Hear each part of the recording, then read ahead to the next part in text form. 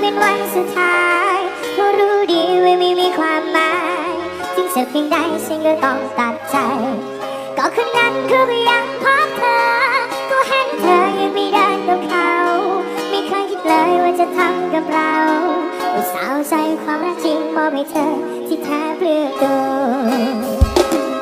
อยากให้เธอลงมาเป็นได้ไม่เห็นได้ไม่เจอแบบฉันบ้างเธอได้รู้ว่าที่ทำอย่างนั้นมันท้าทายเจ็บแบบนี้ไม่ได้ดีเหมือนการจำกลับไปหาคนเก่าส่วนตัวเรายังคงเดินก้าวไป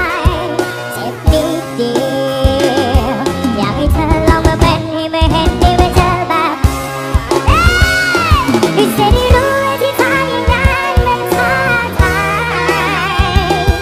เจ็บแบบนี้ไม่ได้ดีเหมือนการจำกลับไปหาคนเก่าส่วนตัวเรายังคงเดินก้าวไปเจ็บนิดเดียว